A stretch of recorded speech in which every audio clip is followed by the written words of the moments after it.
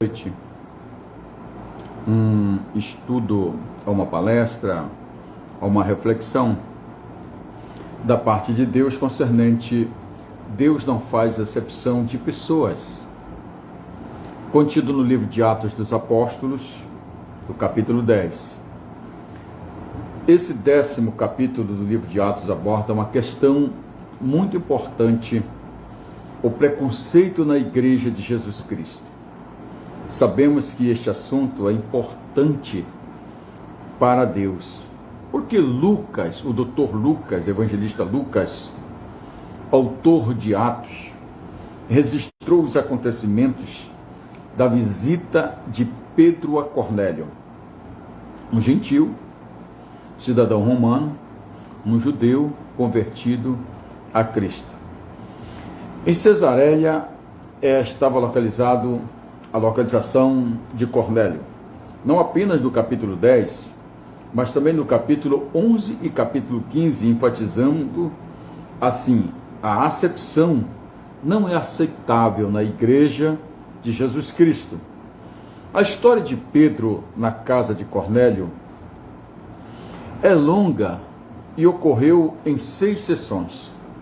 A visão de Cornélio, a visão de Pedro, no versículo 1 a 8, versículo 9 a 16, e o encontro de Pedro com os mensageiros, no versículo 17 a 23, a jornada de Pedro e a chegada em Cesareia, do versículo 24 a 33, o sermão de Pedro, no versículo 34 a 43, do capítulo 10 de Atos, e os resultados destes encontros, no versículo 44, versículo 48. Nesta história, a graça de Deus é claramente demonstrada tanto aos judeus quanto aos gentios. A graça é muito maior do que qualquer raça, povo, línguas e nações. Deus fará o que for preciso para conduzir o seu rebanho, todo aquele por quem Cristo morreu. O relato da conversão de Cornélio mostra isso claramente. O que aprendemos com os acontecimentos em Cesareia? Primeiro ponto: Deus deu Cornélio uma visão. Morava em Cesareia um homem de nome Cornélio, centurião da corte romana chamado Italiana. Cornélio era um centurião do exército romano. Cornélio provavelmente recebeu este nome devido a Cornelius Sulla, um homem que libertou 10.000 escravos em 82 a.C. em Roma. Assim, Cornélio pode ter sido um descendente dos escravos libertos. Muitos dos que tomaram o nome do seu libertador Cornélios, Lucas declara que Cornélio era um centurião da corte italiana. A função de um centurião era o equivalente a de um sargento nas categorias militares modernas. Hoje, como centurião, Cornélio fazia parte da espinha dorsal do exército romano. A corte italiana possuía 600 soldados e uma legião tinha 10 corte, ou 6.000 soldados. Assim como o centurião, Cornélio era responsável por 100 soldados. Este não é o único lugar do Novo Testamento onde somos apresentados a um centurião. Encontramos esses homens várias vezes nos evangelhos e, em todos os casos, eles são altamente elogiados. Um deles, que se encontrou com Jesus, foi elogiado com as seguintes palavras: ouvindo isto, admirou-se Jesus e disse aos que os seguiam: em verdade vos afirmo que nem mesmo em Israel achei fé como esta. Registrado em Mateus capítulo 8, versículo 10. Cornélio seguiu o mesmo caminho daquele anterior ao encontro de Cristo. Cornélio vivia em Cesareia. Essa é a terceira vez que Lucas menciona Cesareia. Primeiro, Filipe se estabeleceu ali depois de ter pregado o evangelho enquanto viajava na direção norte, vindo de Azoto, após ser arrebatado pelo Espírito Santo de ministrar uma palavra ao primeiro-ministro do sul, da Rainha do Sul, Atos capítulo 8, versículo de número 40. Depois Saulo teve que fugir de Jerusalém. Seus amigos cristãos o levaram a Cesareia a fim de embarcá-lo no navio ao destino de Tarsis. Atos 9:30. Agora Lucas diz que Cornélio morava em Cesareia. Estou passando aqui essas informações para pregadores, profetas, que vão subir no púlpito e falar com convicção a palavra de Deus. Cesareia, anteriormente conhecida como Torre de Estrato, ficava na costa do Mediterrâneo, a 35 quilômetros do Monte Carmelo e a cerca de 100 quilômetros a sudeste de Jerusalém. Uma grande cidade construída em estilo romano, por Herodes o Grande, em homenagem a César Augusto. Daí o nome de Cesareia. Herodes construiu uma cidade anteriormente nova. Herodes fez da cidade de Cesareia uma vitrine no Oriente, num período de 12 anos, de 22 a 10 a.C. Herodes construiu um teatro, um anfiteatro, um prédio público, uma pista de corrida, um palácio, um arqueduto e um magnífico porto. A maioria dos habitantes de Cesareia eram gregos, sírios, mas também havia uma comunidade judaica considerável e economicamente forte. Os judeus eram empresários, tinham possibilidades fortes. Cesareia tornou-se o centro administrativo do país durante todo o período de ocupação romana. 3 governadores romanos da Palestina viviam lá: Félix, Festus e Pôncio Pilato, que visitou Jerusalém em ocasiões especiais, como em João 19. Os arqueólogos encontraram o nome de Pilatos esculpido em pedras de teatro na cidade de Cesareia. O piedoso e temente a Deus com toda a sua esposa, e que fazia muitas esmolas ao povo e de contínuo. A palavra perplexo, diapore, do original do grego, significa estar totalmente perdido, desesperado. É a mesma palavra utilizada por Lucas para descrever a reação dos ouvintes de Pedro no dia do Pentecoste. Pedro ficou completamente confuso e atônito. O que Deus estava dizendo a Pedro desta visão, através desta visão, as sombras da lei mosaica foram cumpridas em Cristo. Era hora de comer todos os tipos de alimentos com ação de graça, agradecendo a Deus porque Ele estava dando para você comer. Era tempo de interagir com os samaritanos e com os gentios, entrar em suas casas, comer alimentos e louvar ao Senhor. Em outras palavras, era hora de considerar todas as pessoas limpas. Ninguém deveria ser desprezado ou considerado inferior. Porque Pedro era religioso, seria superior aos outros? De maneira nenhuma. Somos superior a ninguém. Pedro obedece a Deus. Enquanto Pedro estava perplexo sobre qual seria o significado da visão, eis que os homens enviados por parte de Cornélio, tendo perguntado pela casa de Simão, pararam juntos à porta. E chamando, indagavam se estava ali hospedado Simão, por sobrenome Pedro. Enquanto meditava Pedro acerca da visão, disse-lhe o Espírito Santo: estão aí 2 homens que te procuram, levanta-te, pois desce e vai com eles, nada duvidando, porque eu os enviei. Glória a Deus. O tempo de Deus é sempre perfeito. Os 3 homens de Cesareia aparecem no momento certo.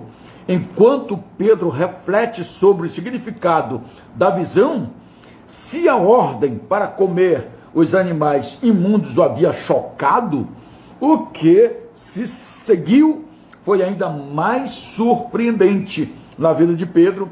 Pedro desceu e perguntou a razão da visita. Verso 21. Eles disseram que foram enviados por Cornélio, o centurião romano. Eles declaram: o centurião Cornélio, homem reto, temente a Deus, tendo bom testemunho de toda a nação judaica, foi instruído por um santo anjo para chamar-te à sua casa e ouvir as tuas palavras. Oh, glória a Deus! Aqui está explícita a vontade de Deus para o mundo. É o seu reino, que nós possamos levar pessoas ao reino de Deus a cada dia. Pedro, pois, convidando-os a entrar, hospedou-os. No dia seguinte levantou-se e partiu com eles. Também alguns irmãos dos que habitavam em Jope foram em sua companhia, uma caravana. É bom sempre termos companheiros que andem conosco, que possamos contar com eles nas orações, nas viagens, no companheirismo a cada dia. Pedro compreendeu que deveriam aceitar os visitantes e implicitamente o centurião Simão acordou. Implicitamente o centurião Simão acordou. Esses 2 homens servem agora como anfitrião aos visitantes e providenciaram a refeição que havia sido preparada. Porém, os judeus normalmente não teriam feito isso. Os judeus normalmente não teriam feito isso. Um judeu teria declarado: bem, é bom conhecê-los, mas vocês não podem entrar na minha casa. Nenhum judeu ortodoxo convidava um gentil para entrar na sua casa e jamais se assentava à mesma mesa com ele. Era proibido. Pedro tinha chegado ao ponto da visão. Deus considerava a esse homem limpos, e se Deus havia declarado que eles eram limpos, Pedro não poderia chamá-los de imundo. Então eles pernoitaram na casa de Simão o curtidor, e no dia seguinte Pedro viajou com eles para Cesareia, levando alguns dos irmãos de Jope.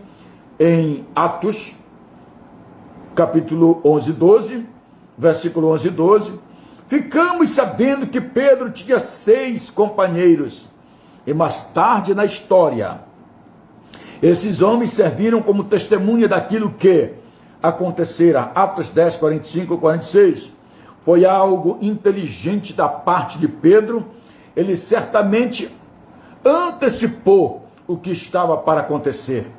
É bom termos pessoas que possam ver o que Deus está te usando, como Deus está te usando na palavra, na operação de maravilhas, nas profecias, e está cumprindo a sua palavra. Aquilo que Deus usa na sua boca, Deus vai fazer cumprir. Não é só profetizar. Está cheio de profecias nas redes sociais, está cheio de profecias nas igrejas, e nenhuma cumprida, porque são profecias por emoção do coração do homem, e a Bíblia diz que enganoso é o coração do homem. Quando nós profetizamos, precisamos profetizar aquilo que Deus manda, como diz o profeta: assim diz o Senhor. Não é o meu coração que está dizendo, é o Senhor que está dizendo. No dia imediato, entrou Cornélio, entrou em Cesareia. Cornélio estava esperando por eles. tendo reunido seus parentes, seus amigos mais íntimos. Lucas escreve que Cornélio estava esperando ansiosamente pela chegada de Pedro. O oficial fez também todos os preparativos para aquela importante visita, reunindo parentes, amigos mais chegados em sua casa. Cornélio estava tão confiante de que Pedro viria, que reuniu seus parentes, reuniu seus amigos para ouvir a mensagem em que o profeta de Deus ia pregar. Aconteceu que, indo Pedro e entrar, lhe saiu Cornélio ao encontro e prostrou-se-lhes a seus pés e adorou. Mas Pedro o levantou, dizendo: ergue-te, e eu também sou homem. Falando com ele, entrando muitos reunidos ali, e quem se dirigiu, dizendo: vós bem sabeis que é proibido a um judeu ajuntar-se, ou mesmo aproximar-se de alguém de outra raça. Mas Deus me mostrou que nenhum homem considera-se incomum, comum ou incomum.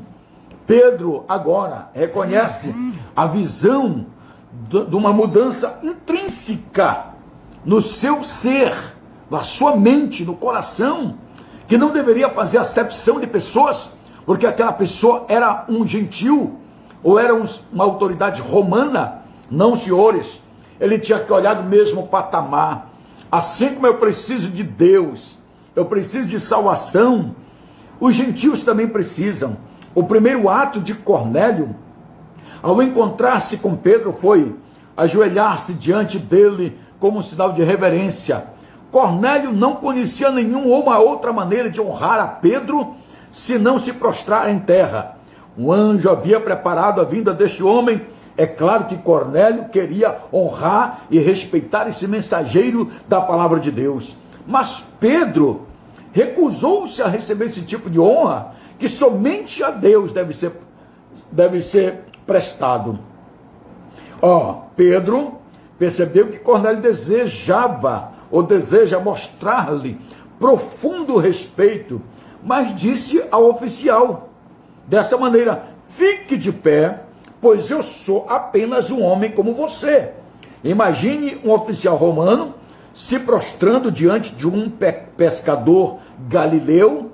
Todavia Pedro se mostra um homem comum aos olhos de Deus e se acha no mesmo nível do oficial romano. Ele ensina ao centurião a igualdade de todos os crentes na presença de Deus. Pedro não recebeu uma glória de adoração que o centurião ajoelhou-se. Hoje, nós temos nas igrejas, por a gente convidar os pastores, pregadores, nacional e internacional, se tornam celebridade, se tornam homens de destaque, se tornam renomados. Isso está errado? Está errado. Pedro era um apóstolo, pregava e Jesus até a sua sombra curava, mas nem por isso ele se sentiu superior a Cornélio. Ele não se sentiu superior a Cornélio, disse: nós somos iguais, levanta, sou homem também. Você que é pregador, você que se diz conferencista, que se diz profeta, se coloque no patamar de igualdade do pecador que precisa de Cristo. A Bíblia diz que nós temos que ser santo como Cristo é santo, mas não é porque somos santos que somos superior às pessoas. Precisamos ter o patamar de igualdade. Jesus se fez o patamar de igualdade ao pecador, pegou a mão dele e a mão de Deus e nos reconciliou com Deus. Falando com ele, entrou, encontrando muitos reunidos ali, a quem se dirigiu dizendo: vós bem sabeis que é proibido um judeu ajuntar-se, no mesmo aproximar-se alguém de outra raça. Olha, mas Deus lhe mostrou que a nenhum homem considerasse comum e incomum. Olha aqui, por isso, uma vez chamando, vim sem vacilar. Pergunto, pois, por que razão me mandaste chamar? Pedro agora faz uma pergunta. Pedro estava bem consciente das consequências da sua reunião com os gentios, mas ele havia aprendido bem a lição da visão. Pedro declarou: vocês sabem muito bem que a religião dos judeus não permite que eles façam amizade com não-judeus ou entrem nas suas casas. Em seguida, Pedro explicou porque estava ali: mas Deus me mostrou que eu não devo chamar a ninguém de impuro ou sujo. Pedro compreendeu a mensagem. Os animais no lençol representavam todos os seres humanos, feito à imagem de Deus. Que mudança Deus havia feito ao apóstolo Pedro, agora reconhecendo. Respondeu Cornélio: faz hoje 4 dias que por volta da hora nona, estava eu observando nas minha casa a hora nona da oração, eis que se apresentou diante de mim um varão de vestes resplandecentes, e disse: Cornélio, a tua oração foi ouvida, e as tuas esmolas lembradas da presença de Deus. Manda, pois, alguém a Jope chamar a Simão, por sobrenome Pedro. Acha-se este hospedado na casa de Simão, curtidor, à beira do mar. Deus conhece onde o seu profeta está, o que ele está fazendo, o que ele não está fazendo. Em seguida, nós vamos ver o centurião Cornélio aqui, contou as circunstâncias que o trouxeram Pedro à sua casa. Cornélio disse a Pedro que recebeu a visão, em uma visão vestido de roupas rapidamente. No Novo Testamento, os escritos retratam anjos como homens, com vestimentas brancas, e muitas vezes possuem um brilho sobrenatural. Além disso, Cornélio também declara as palavras do anjo: a tua oração foi ouvida, e as tuas esmolas lembradas da presença de Deus. Esta é a 3ª vez neste capítulo que a piedade de Cornélio é afirmada. O anjo não apareceu com uma auréola na cabeça. O anjo não apareceu com asas nos seus braços. Um homem normal, com veste resplandecente, mensageiro de Deus, falando a Cornélio o que ele deveria fazer, orientando ele. Agora, Cornélio e toda a sua casa, prontos para ouvir as boas novas de salvação. Agora, pois, estamos todos aqui, na presença de Deus, prontos para ouvir tudo o que te foi ordenado pela parte do Senhor. Deus havia preparado Cornélio, o pregador e a audiência. Cornélio e toda a sua casa estavam prontos para ouvir a mensagem de salvação. Eles perceberam que estavam no meio de um momento divino e com um mensageiro enviado por Deus. Agora, nós vamos falar sobre a pregação de Pedro na casa de Cornélio. A pregação de Pedro. Então falou Pedro dizendo: reconheço por verdade que Deus não faz acepção de pessoas. Pelo contrário, em qualquer nação, aquele que o teme e o faz, o que é justo, lhe é aceitável. Atos capítulo 10, versículo 34 a 35. Pedro começa a sua mensagem declarando o seu reconhecimento de que Deus não faz acepção de pessoas. Deus não comete discriminação racial, não é preconceituoso. Deus é imparcial. O que Pedro está dizendo: Cornélio, eu sei que você é um gentil, mas me deixe te dizer isso: a salvação está disponível, apesar das alegações de alguns intérpretes da lei. O versículo 34 não contradiz a doutrina da eleição. Em vez disso, esclarece que a eleição para a salvação é sem referência a qualquer coisa externa, incluindo etnias, Efésios, capítulo 1, versículo 3 a 5, você pode ler na sua casa, na sua Bíblia. Reconheço por verdade que Deus não faz acepção de pessoas, dizia Pedro. Em grego, a expressão Deus não faz acepção de pessoas significa, literalmente, não levante o rosto. Nos tribunais hebraicos, os acusadores mantinham suas cabeças inclinadas para que o juiz não reconhecesse a pessoa, e sim ser tendencioso a mostrar favoritismo. Deus não olha para a aparência, nacionalidade, riquezas, posições sociais ou realização de qualquer pessoa. À luz de seus ensinamentos dados da visão, à luz dos seus ensinamentos dados à visão a Pedro põe de lado seus arraigados preconceitos contra os gentios e, conforme declara, aceita verdadeiramente a doutrina da imparcialidade de Deus. Em qualquer nação, aquele que teme e o faz o que é justo, lhe é aceitável. Todos os homens têm o mesmo Criador. Atos 17, 26. E todos os homens precisam do mesmo Salvador. Atos 4, 12. E nenhum outro nome é dado, pelo qual devemos ser salvos.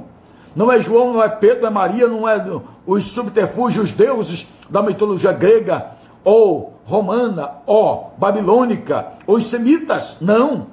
Unicamente Jesus. Todos os homens precisam do mesmo Salvador, Jesus. Atos 10, 35 não ensina que somos salvos pelas obras. Caso contrário, Pedro estaria contradizendo a si mesmo. Atos 10, 43. Para temer e fazer o que é justo. É uma descrição da vida cristã. Pedro reconhece que uma vida transformada não etnia, demonstra se uma pessoa verdadeiramente pertence a Deus. Deus aceita os gentios somente quando este o teme e o faz a sua vontade em obediência. Deus não aceita qualquer pecador por seu próprio mérito. Todos, quer judeus, quer gentios, devem ser salvos por meio das obras redentoras de Jesus Cristo e não por meio das suas obras. Veja bem, em outras palavras, todos aqueles a quem Deus está procurando serão salvos. E o fruto será evidente. Além disso, a frase é aceitável indica que os gentios não teriam de se tornar uns judeus, a fim de se tornar um cristão. Não, apenas impregnar a sua fé na pessoa de Jesus, continua sendo gentil, mas crente na pessoa de Jesus. Esta é a palavra que Deus enviou seus filhos a Israel, anunciando-lhes o evangelho da paz, por meio de Jesus Cristo. Este é o Senhor de todos. Atos 10, 36. Pedro recita os fatos históricos em relação ao ministério público de Cristo, bem como a sua crucificação e a ressurreição, e inclui a referência à sua ascensão e o seu retorno. Jesus é o Senhor. A mensagem de Pedro é que Jesus é Salvador dos judeus e dos gentios. Cristo Jesus é, portanto, o Senhor de Cornélio e de seus companheiros. Atos 10, versículo 37 diz assim: vós conheceis a palavra, e que divulgou por toda a Judéia, tendo começado desde a Galileia, depois do batismo que João pregou. É interessante que Pedro começa dizendo: vós conheceis a palavra, como se Cornélio já tivesse familiarizado uma história e realmente não tivesse necessidade de ouvi-la novamente. Pedro está usando a mesma forma do seu sermão em Pentecostes. Atos 2, 22 a 33. O evangelista Filipe havia pregado as boas novas nas sinagogas, locais ao longo da costa mediterrânea e talvez até mesmo em Cesareia. De maneira simples, Pedro relata a Cornélio que os seus amigos, as palavras ditas por Jesus e os milagres que ele realizou na Galileia e na Judéia, depois do seu batismo no Rio Jordão. Ele diz, Atos 10, 38, como Deus ungiu a Jesus de Nazaré, com o Espírito Santo e com poder, o qual andou por todas as partes fazendo o bem e curando todos os oprimidos do diabo, porque Deus era com ele. Esse ministério envolve duas coisas, boas ações e atos especiais que demonstram o poder de Cristo sobre Satanás. Jesus libertava as pessoas da escravidão, do pecado, das doenças e de Satanás. Jesus libertava os que se encontravam com o poder de Satanás, eram oprimidos por espíritos demoníacos. A palavra Messias significa ungido. Por isso, quando Pedro disse, Deus ungiu a Jesus de Nazaré, ele estava dizendo, Deus declarou que ele é o Messias. Temos algumas referências que eu poderia dar, mas eu quero focar aqui o conteúdo da nossa palestra. Esta declaração ocorreu no batismo de Jesus. Isaías falou do ungido realizando grandes efeitos. E como Pedro declarou, Jesus fez o bem, curou, libertou a todos os que estavam sob o poder de Satanás. E nós somos testemunha de tudo o que ele fez na terra dos judeus e em Jerusalém, ao qual também tiraram a vida, pendurando-o no madeiro. Atos capítulo 10, versículo 39. Pedro está dizendo isso. Pedro afirmou que eles e seus companheiros foram testemunha de tudo que Jesus fez. E em seguida Pedro diz que Cristo morreu pelos nossos pecados e que é o coração do Evangelho e que também ressuscitou ao terceiro dia. O Cristo que servimos é aquele que foi ressuscitado de entre os mortos, que possui a chave do inferno e da morte. O Senhor que trouxe a vida eterna para cada um dos seus filhos através da sua morte e através da sua ressurreição. Pedro ainda cita, capítulo 10, versículo 41, não a todo o povo, mas as testemunhas que foram anteriormente escolhidas por Deus, isto é, a nós, que comemos e bebemos com ele, e depois que ressurgiu de entre os mortos. Olha aqui, Pedro não então falou das aparições de Jesus, feita depois de sua ressurreição. Em 5 ocasiões em Atos dos Apóstolos disseram que eram testemunha de Jesus Cristo ressurreto.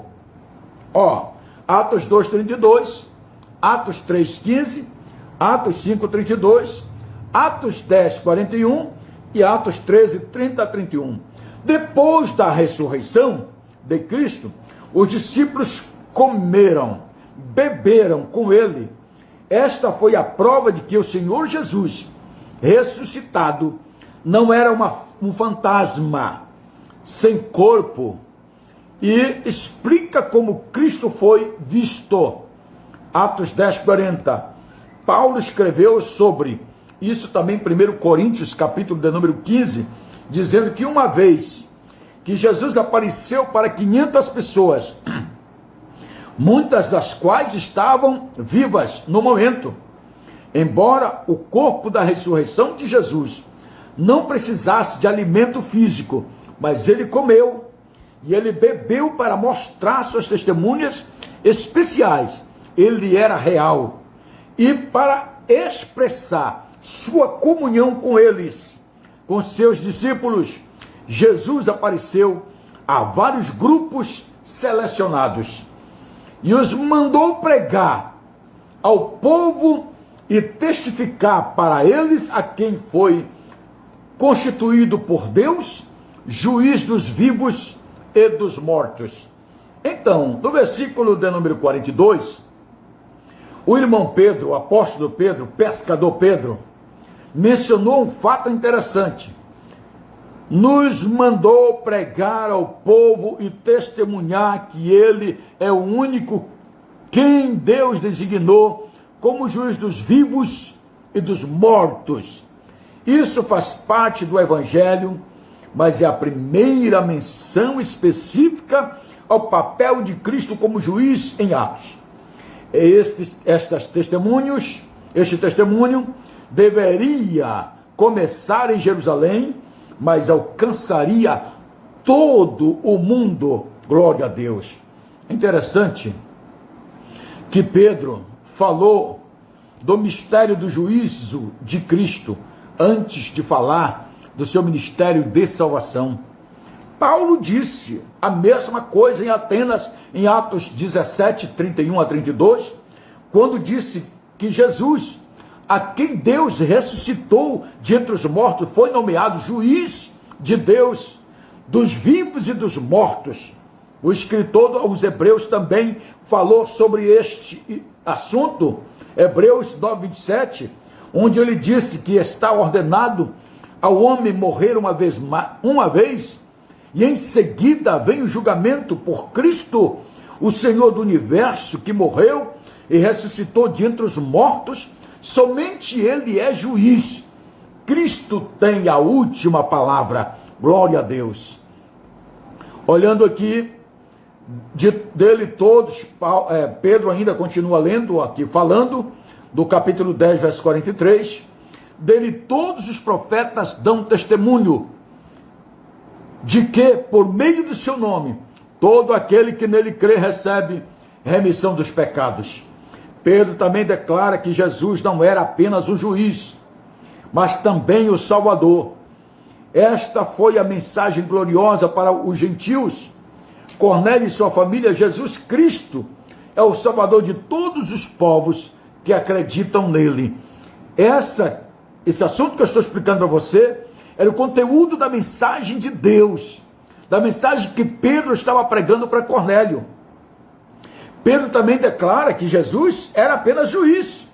Entretanto, a mensagem de Pedro foi interrompida pela soberana ação do Espírito Santo, que desceu sobre todos os que creram em Jesus Cristo. Que coisa maravilhosa! Enquanto ele pregava, enquanto ele ministrava a palavra, o Espírito Santo de Deus caiu sobre Cornélio, sobre a sua família, sobre os seus amigos, e eles começaram a falar em línguas estranhas. Cornélio e sua família, os amigos creram e foram salvos.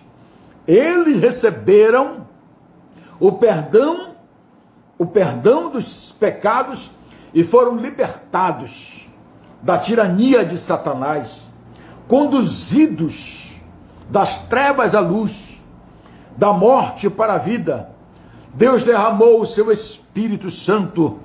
Ainda Pedro falava estas coisas quando caiu o Espírito Santo sobre todos os que ouviram a palavra. Repare que Pedro ainda não havia terminado seu sermão quando o Espírito Santo desceu sobre todos eles. E quando Deus estava fazendo, ele estava destruindo as barreiras, o muro da inimizade entre judeus e gentios. Foi um verdadeiro Pentecoste na casa de Cornélio. As paredes, as muralhas de diferenças, de preconceitos, as muralhas de discriminação estavam sendo quebradas através do poder da palavra de Deus e do derramamento do seu Espírito Santo. Pedro continua dizendo: e os fiéis que eram da circuncisão, que vieram com Pedro, admiraram-se, porque também entre os gentios foi derramado o dom do Espírito Santo. Vou repetir para você: foi derramado o dom do Espírito Santo. Os judeus que acompanhavam Pedro não conseguiram entender como o Espírito Santo poderia ser derramado também sobre os gentios. Verso 45 do capítulo 10 de Atos. Eles ficaram admirados. A palavra admirar, existeme no grego, significa ficar fora de si. Ficar fora de si. Eles ficaram surpresos, espantados, atônitos, porque foi a mesma manifestação sobrenatural do Espírito Santo que ocorreu no dia do Pentecoste, onde estavam reunidas várias nações ali em volta do tabernáculo, do cenáculo de Deus. Eles receberam o Espírito Santo. O Espírito Santo não faz exceção de pessoas. Deus não faz exceção de pessoas. Se o judeu recebeu o Espírito Santo, os gentios também receberam o Espírito Santo. O Espírito Santo foi derramado sobre os gentios, significando assim que não há diferença entre judeus e gentios, homens e mulheres, ricos e pobres do reino de Deus, nenhuma diferença para todos os que se arrependeram em Cristo, no Senhor Jesus Cristo. Mesmo aqueles que foram circuncidados, Deus derramará seu Espírito Santo. Desde o dia do Pentecoste, o Espírito Santo desce e habita na vida do crente, e no momento da sua salvação. Romanos 8:9, Gálatas 3:2, ao longo do tempo, as obras da carne diminuem e o fruto do Espírito aumenta, tornando assim a presença do Espírito Santo evidente na nossa vida. Eles falaram em línguas. Na casa de Cornélio, todos falaram em línguas estrangeiras que não conheciam. Veja bem, pois os ouviam falando em línguas e agradecendo a Deus. Atos 10:46, está lá, leia lá. Assim como no dia do Pentecostes, todos falaram línguas repartidas como de fogo sobre cada um. Aqui na casa de Cornélio a mesma coisa. Aqueles que receberam a presença do Espírito Santo passaram a falar em línguas ou dialetos que não conheciam. Deus deu este sinal miraculoso aos gentios para que os cristãos judeus recebessem ou percebessem que eles estavam em pé de igualdade, em patamar de igualdade, como eu falei no início. Glória a Jesus. Eles foram batizados. Glória a Deus. Então perguntou Pedro: porventura, pode alguém recusar a água para que não sejam batizados, antes que assim como nós recebemos o Espírito Santo? E ordenou que fossem batizados nas águas, em nome do Senhor Jesus. O batismo é uma manifestação externa de algo que aconteceu internamente. Quando Pedro pregou no dia do Pentecoste, as pessoas se arrependeram e foram batizados. E depois o Espírito Santo desceu sobre todos os ouvintes.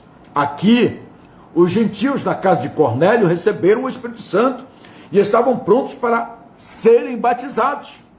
Pedro ordenou que todos os que creram fossem batizados deste modo, sem serem circuncidados, sem se tornarem judeus. Eles foram recebidos da igreja de Jesus Cristo. Cornélio, sua família, seus servos e todos os seus amigos íntimos que ouviram a mensagem de salvação foram batizados e tornaram-se membros da igreja de Cesareia. Já finalizando a minha palavra, eles desejavam conhecer mais e crescer na fé. Então lhe pediram que permanecessem com eles por alguns dias. Esse é o desejo de quem quer crescer. A família de Cornélio, o próprio Cornélio, fica, Pedro, conosco, nos ensinando a palavra. Nós estamos com fome e vontade de crescer na fé. O que aconteceu é tão maravilhoso que eles suplicaram a Pedro, os seus amigos, que permanecesse com ele durante alguns dias. Então Pedro atendeu ao convite e permaneceu em Cesareia por vários dias, desfrutando da comunhão agora, criada pelo Espírito Santo, e sem dúvida, transgredindo algumas leis,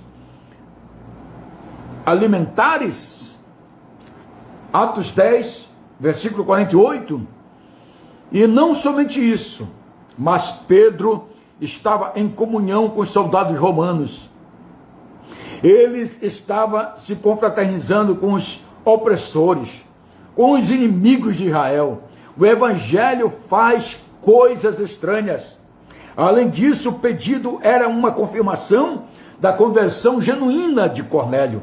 Provavelmente, o desejo de Cornélio era aprender mais sobre a sua fé. Concluindo a minha palavra, o evangelho é para todos os povos. Em Isaías 55 está escrito: a todos vós, os que tendes sede, vinde às águas, e vós que tendes dinheiro, vinde comprai e comei. Sim, vinde comprai, sem dinheiro e sem preço, vinho e leite. O Senhor convida todos os famintos e sedentos para um banquete. O Senhor oferece água, vinho e leite, símbolo da bênção espiritual, a todos os que desejam. A novidade é que esse banquete é gratuito, não tem preço, não é necessário dinheiro, é um presente de Deus. E em Apocalipse o Senhor declarou: o Espírito e a noiva dizem vem, aquele que ouve diga vem, e aquele que tem sede venha, e quem quiser receba de graça a água da vida. Glória a Jesus. Qual é a condição para a salvação, pastor Emmanuel? Se alguém tem sede, venha a mim e beba. Se alguém tem sede ou não, não é você é judeu, você é gentil, você é rico, você é pobre, você é um homem, você é uma mulher, um cidadão do céu, é descrito como alguém que tem sede. São aqueles que reconhecem a sua necessidade espiritual, os que têm fome e sede da justiça, da palavra. A pergunta é: você tem sede? Porque Jesus salva apenas aqueles que estão com sede de Deus e de conhecer a sua palavra. Como vimos em Atos 10, Pedro declarou: reconheço por verdade que Deus não faz exceção de pessoas. Pelo contrário, em qualquer nação, aquele que o teme e o faz o que é justo, lhe é aceitável. Que promessa maravilhosa! Se alguém vem a Jesus Cristo em arrependimento à fé, Deus vai recebê-lo. Ninguém precisa se tornar um judeu primeiro a ser circuncidado. Cornélio e toda a sua casa ouviram melhor a notícia de todos os tempos. Todo aquele que crê recebe remissão dos pecados. O Senhor Jesus, que nasceu de uma virgem, filho do eterno Deus, que se esvaziou no seu poder e tomou sobre si a natureza humana, o santo e justo, ungido de Deus, o Senhor que foi crucificado, que o ressuscitou de entre os mortos no terceiro dia, voltará como juiz dos vivos e dos mortos. Somente Ele é capaz de perdoar todos os nossos pecados. Portanto, aceite a Jesus como Salvador. E eu quero orar por você neste momento. Pai eterno, bendito Jesus, essa pessoa que te aceita como Salvador de sua vida, eu te apresento, escreve seu nome no livro da vida, que o Senhor possa abençoá-lo ricamente, que o Senhor possa salvá-lo, e eu abençoo em nome do Pai, do Filho e do Espírito Santo. Amém. Fico com Deus. Eu sou o apóstolo Emmanuel Costa, conferencista pentecostal, escritor de vários livros, pregador da palavra, amigo de vocês, estou orando por todos. Que Deus abençoe.